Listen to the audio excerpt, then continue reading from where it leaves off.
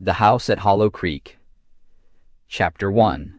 The warning. It all started with a letter. Anna was a quiet girl, always buried in books and dreaming of adventures far beyond her small apartment in the city. She lived alone, worked at a local bookstore, and had no close family. At least, none she knew well. So when a letter arrived, printed on thick yellow paper and sealed with a wax stamp, she was more curious than worried. The letter came from a law firm named Blackthorne and Gray. It stated that Anna had inherited a house in a place called Hollow Creek, a small, nearly forgotten village several hours from the city. The property had belonged to her great-aunt Margaret Hollow, a name Anna didn't recognize. There was no return address, only the signature of an old attorney, Mr. Simon Gray. The message was strange. It didn't just mention the inheritance, it offered a warning. In elegant cursive it read, "The house is old and must be treated with care. It is not like others. Do not stay past nightfall until you understand it. Be respectful, and it may let you leave." Anna laughed at the note at first. It sounded like something from one of her horror novels, but curiosity tugged at her thoughts like fingers through mist. She couldn't ignore it. She packed a bag, took time off work, and 2 days later, she was on a rattling bus heading to Hollow Creek. The journey took longer than expected. Trees grew denser the farther she traveled, twisting like crooked arms toward the gray sky. The road narrowed until it became a dirt path, and the towns became fewer, older, quieter. Finally, the bus stopped at a lonely wooden bench by a gas station. That was the end of the line. As the bus drove away, Anna stood alone with her bag. She looked at the faded wooden sign. "Welcome to Hollow Creek," the wind whispered through the trees. She had no idea what she was walking into. Chapter 2. First look. The town of Hollow Creek was small and old-fashioned. The buildings leaned slightly, as if tired from standing so long. Wooden fences surrounded little shops with names like Millie's Goods and The Crooked Spoon. As Anna walked through the streets, people turned to stare. A mother pulled her child closer. An old man with a newspaper paused to watch her pass. No one said hello. She stopped at a small gas station to ask for directions. The man behind the counter was wiping down a coffee machine. He looked up slowly. "You must be her," he said. "Excuse me," Anna replied, taken aback. "The girl going to the Hollow Place. The house on Willow Hill," Anna nodded. "That's me." He shook his head and muttered, "Be careful. That house doesn't like strangers." Anna tried to smile politely and left. The house was only a short walk up the hill. As she approached, the trees grew thicker, casting long shadows across the road. Birds stopped singing. Then she saw it. The house was enormous, 3 stories tall, covered in ivy and moss. The windows were black with dust. The paint peeled like shedding skin.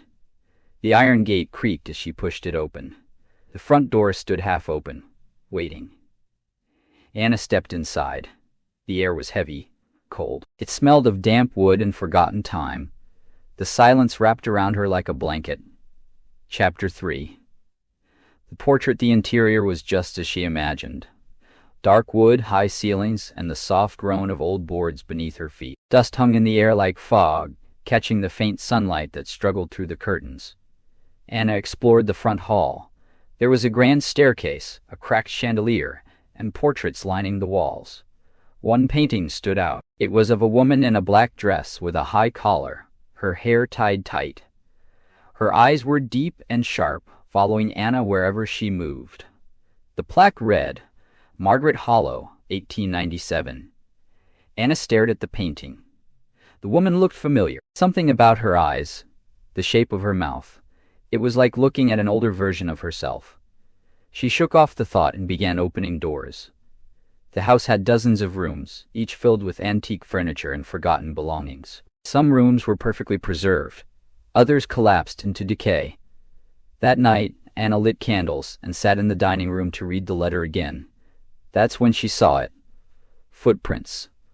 Wet, bare footprints on the wooden floor. They led from the hallway into the kitchen. Anna stood slowly. "Hello," she called. Her voice was thin. No answer. But then she heard it. A whisper. Very soft. Her name. Chapter 4. The mirror. The next day, Anna explored the second floor. At the end of the hall was a tall, ornate mirror. Its silver frame was tarnished, but the glass was smooth. As she walked past, she saw movement. She turned quickly, nothing behind her. But in the mirror, something shifted. She stepped closer. The reflection looked normal at first. Then she saw it, a door in the reflection that didn't exist in the hallway. It was small, wooden, with a rusted knob. Anna blinked. The door in the mirror vanished. She turned around, and the door was there, suddenly real. Just next to the staircase, her heart pounded. She reached out and opened it. Inside was a tiny room with stone walls. In the center sat a wooden chair and a journal on the floor, its leather cover cracked with age. Anna picked it up. Chapter 5. The journal. The handwriting was elegant, curling across each page. It was Margaret's journal. The entries were strange. The house listens. It watches. I hear her at night. She lives in the mirror.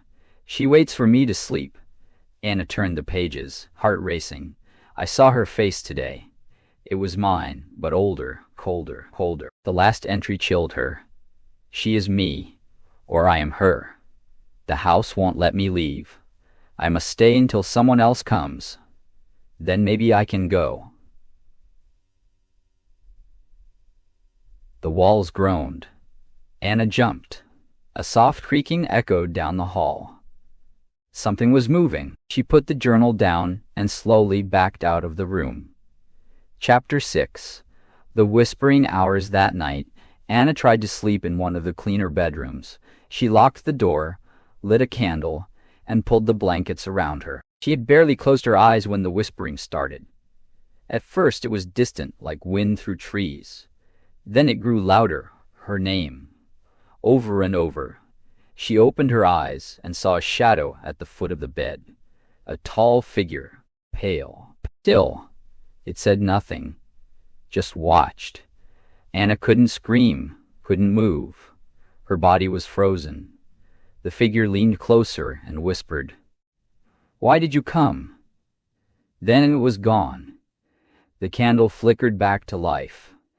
Anna sat up, drenched in sweat. She wasn't alone in the house. Chapter 7.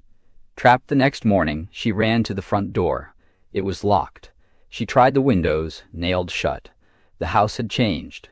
The rooms twisted. Hallways grew longer. Some doors led to brick walls. She went to the mirror. Her reflection was smiling. Anna wasn't. The mirror version of herself raised a hand. It pressed against the glass from the inside. A voice echoed, "Let me in." Anna stepped back, shaking. Chapter 8.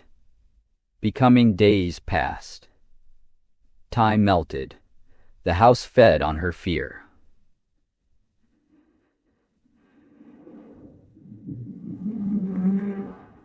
The portrait of Margaret changed.